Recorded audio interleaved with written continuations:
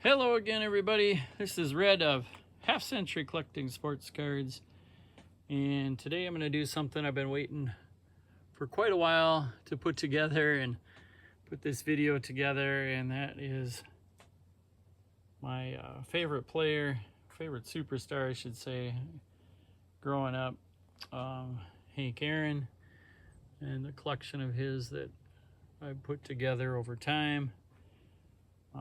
Go through some of these cards, tell a little Hank Aaron story though. What I'm really hoping is that Southern Collector Tony, who I saw in one of his videos with that Hank Aaron Last American Hero book, I'm hoping he's gonna tell a real good Hank Aaron story, because he does a fantastic job with that.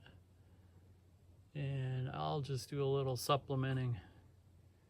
But I'm thinking Tony's going to be doing a Josh Gibson maybe in the works too, and that would be awesome to listen to.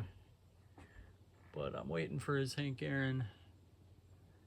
But I'll give you a little bit of Hank Aaron stuff, and we'll go through some of these cards. So when I was in third grade, age of 9, in that spring, Hank Aaron hit his 715th home run, and that is something I saw live on TV when it happened. I was lucky enough that my parents let me turn the game on, actually about 5 minutes, I think, before it happened. And Hank Aaron up to bat, facing Al Downing, and hits one out. Number 715, Tom House catches the ball in the bullpen. I wrote a letter to Hank Aaron afterwards asking for an autograph picture. Hopefully he didn't mix it up with all that hate mail that he was getting at the time. But I got this back. I always thought it was an autograph picture that he sent me, but it's just a facsimile. But just a cool postcard, and it actually talks there about him hitting number 715. So something I've had since third grade, and that probably got me into loving everything about Hank Aaron. Read a book, you get these Scholastica book things or whatever, and I remember getting one on Hank Aaron, probably somewhere in that time, third, fourth grade, somewhere in there. I found an old scrapbook that I had from being a young kid, and you can see on this page, and that's all I liked with sports. I was kind of like Hank Aaron. I just wanted to play baseball all the time, and we got a picture cut out of Hank Aaron. It says 1973 on it, when I probably would have been 8. Since then, there's a couple good books on Aaron that I've read since then. Let's start looking at some cards. So Aaron, rookie year was 1954. Now he signed, he didn't even finish high school actually. He ended up during his senior year, a scout that kind of befriended Aaron in his hometown of Mobile, Alabama. And he was a scout for the Indianapolis Clowns, so he signed him to a contract, and he ended up playing for the Clowns not very long. Was even Buck O'Neill, who said Aaron's not going to be there very long after he watched him, and he ended up signing with the Milwaukee Braves. Actually, were they the Boston Braves at the time, 1952, and I believe they were. And he ended up going to Eau Claire, which was one of their low farm system teams. Played in the Northern League, and looking back, teams in that league, there was Duluth and St. Cloud in there, and I'm not too far from Duluth now. Grew up not too far from St. Cloud. So those are places that would have got to see Hank Aaron as an 18-year-old playing ball, tearing up the league. The next year he gets moved up to Class A ball in Jacksonville, Florida. And in Jacksonville, he and a few others, Felix Mantilla was one, who ended up being his teammate for a while. They were the first black players in that Southern League. And down in Florida, Alabama, where they played, that was awful tough. You know, Aaron was used to that. He was brought up in a family that had to be basically terrified of white folks and having to stay in the social order and in line, or you end up getting lynched. And so that's kind of, you know, why he was always pretty wary. Wasn't really much of an outspoken guy. He was more introspective, and you know, he was always a little more cautious on things, and that's because that's the way he had to live growing up in Mobile. He had an outstanding year though with Jacksonville, despite having to fight segregation and all the poor treatment. His soon-to-be wife at the time, you know, became his girlfriend at that time. She couldn't, you know, go and sit with the regular wives or girlfriends because she was black. He has that great year though in Jacksonville, and the next year he gets called up with the Milwaukee Braves, part of it because Bobby Thompson, the man who hit the walk-off in the 51 playoff game for the Giants winning the pennant, ended up with an ankle injury, a guy that the Braves had just acquired. In that, look at the back of that card, yep, that 54 season. And so it gave Hank Aaron an opportunity, and Hank Aaron took advantage of it. I think the coaches and stuff wanted Aaron in that lineup all along because he looked good. Now, he was, at the time, he was playing, you know, with the Clowns. He was a shortstop. Then he was playing second base in the minors. But he didn't play him all that well, so they kind of looked at him as an outfielder. He did have a good arm from the outfield at least. And that first year ended up playing left field, that 54 season. And there you can see his Topps 1954 rookie card, which I think is just a gorgeous looking card.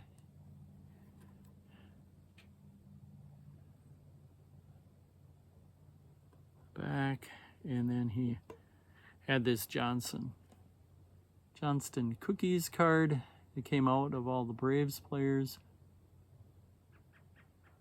Another pretty sweet looking card, and you can see there it's numbered by their uniform number, and he was number 5 that first season. And there's also a Spick and Span dry cleaning company card that was a team set. It came out in 54, but it was 54, 55, and 56. Blank back.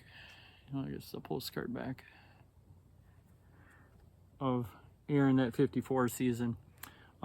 He didn't win Rookie of the Year that year.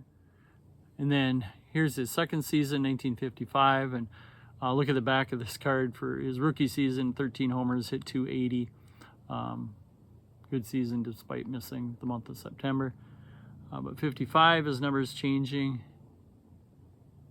to 44. Here's a couple other 55 cards of Henry, which is what he was called by most people close to him. There's his first Bowman card. I think that's pretty cool. Back of that. And then you've got a 55 golden stamp. Henry Aaron wearing that number 5 jersey from his rookie year. Looking young. And then he also, in 55, has the Topps doubleheader card. It's paired with Ray Herbert on the back. It's part of the doubleheader. And then another Johnston cookie card. I think that's a cool card too. 55, and then you can see now he's got number 44 on the back. There's a spick and span I've got to, and I couldn't find it for this video, and that's a huge card. I don't know where I put it, but I guess we're without it for this video. That's fine. It isn't that special, I guess, of a card. But here's the next year then, 1956, showing the back and what he did in 55. 27 homers, 155 RBIs, hit 314. So quite a season already as a 21-year-old. And a cool 56, that's all there is from 56. And then 57 is when the Braves, now 56, they were close, and Aaron thinks they should have won it in 56. He thought they were the best team in the league that year as well. But 57, they did end up winning the National League pennant and beat the Yankees in the World Series. They've got the reverse negative card of him there in 57. Showing his 56 season, and there's one other 57 card, and it's a big card, but not as big as this slab. But they put it in the 57 spick and span, so another one from the dry cleaning company. Now I'm going to switch the camera angle here for 58 because I want to show these together. Those are the three. I've showed them on a different video once before, but the three variations of the 58 Hank Aaron. You've got the yellow lettering, the regular card, the white lettering, and the card that's missing, I think, green ink, and ends up with a blue back. Ends up with white lettering on the Milwaukee Braves portion. But all the same card. Different variations. Here's your back. It's going to be all the same on all of them. And then in 58, that cool Hires root beer card. Love that one. That's got a cool back, I think, too, where it talks about Hank Aaron.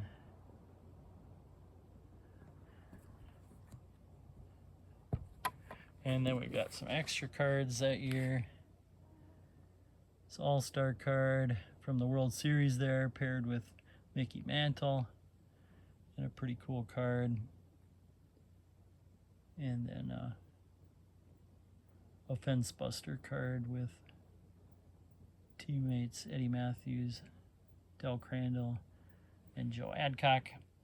That 58 season, they were also in the World Series, playing the Yankees, and that one, Aaron thought they should have won it that year as well, but they came up just short to the Yankees. And then 59, I do this too because there's a lot of 59 cards. There's his regular card, gorgeous card. His All-Star card. It's got a card with Eddie Matthews. Baseball Thrills card. And then here's a J Publishing. Really a card, but a team photo type of thing. And then one of the toughest to get are all three of these here in the middle. You got the Home Run Derby card, which is one of my last Hank Aaron's I got. And then the two different variations of the bazookas, the yellow letter being the tougher one right here, and then the white letter. But I think all just gorgeous cards. They're all blank backs. So the bazookas, that one must have been pasted to a wall somewhere, which is why it ends up getting a 1, but I think it looks just as good as that 7. That I got one of those funky stickers. Not sure if that means anything, but that's how it came. And then the Home Run Derby is also a blank back card. But those are 3 tough ones to get. And then we're going to move to 1960. Year the Braves did not win the, or 59 actually, they didn't win the pennant either. And it's another year that Aaron said they were the best team in the NL. The Dodgers ended up winning it. That was when they were in LA playing in that big ballpark, and they really didn't have much of a lineup. And you look at it, I think Aaron was right. The Braves should have won it again that year, but they came up short. So then we move to 1960. And we've got his regular Topps card, I think one of the cooler cards. Another Bazooka, which is a blank back. You can see the back of the 60 card. And his 60 All-Star card. And another this is another Spick and Span card from 1960. And those have a little something on the back. Good hitters never take their eye off the ball. Henry Aaron. You can see how he signed it, Henry. And then his Lake to Lake card, one of the cooler cards. I got a punch. That's because if you turned it in from one of your dairy things, you could get a prize, which I think it might talk about here on the back, and then you end up getting a punch. It's here mosquitoes. This is Minnesota. I think I'm gonna have to take this inside pretty quick. But you'll receive the prize indicated, and your cards will be punched and returned to you. Notice they were actually returned, but that's so you couldn't redeem it again. And then it talks about the different prizes there that you can get. Offer expires June 30th, 1960. And then we're gonna show his 61s.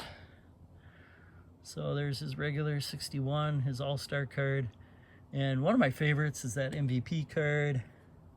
What's that on there? So all cool cards. And then a leader card from 60. This is a 61 post serial here. What do we got up top?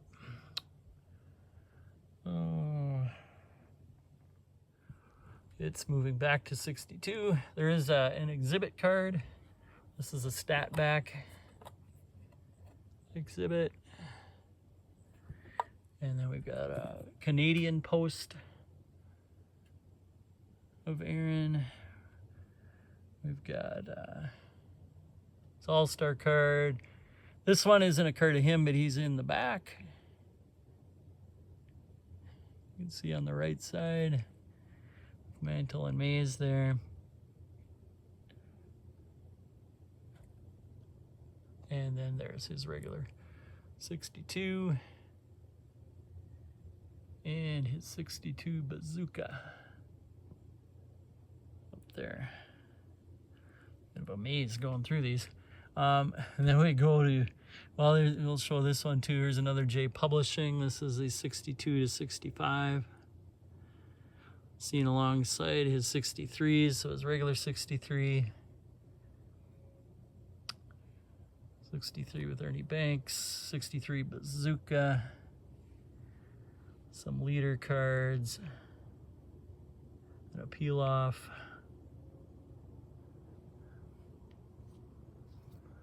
And then we're gonna go to 64. Here's his regular 64, his batter up 64. Venezuelan 64, Topps Giant 64, some leaders cards. So he's on the home run, RBI, and batting leaders that year from the 63 season. And then we got a 64 Bazooka. And it tops the honor with him and Willie Mays. He always kind of considered Willie Mays his rivalish type person. Mays was more flamboyant, a lot more outgoing, had higher salaries, but I don't know who was the better player in the long run. They were both probably top 5 of all time. I'd say with Aaron, Mays, Ruth, Oscar Charleston, and maybe Josh Gibson in your top 5 hitters at least. And we're gonna continue with the Milwaukee Braves cards here. We got 55 Cons Wieners.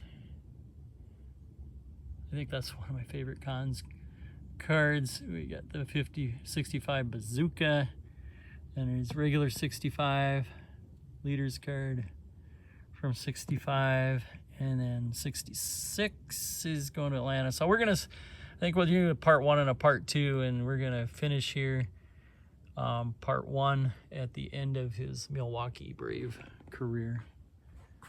So thanks for watching. Stay tuned. At some point in the future here, I will do part 2.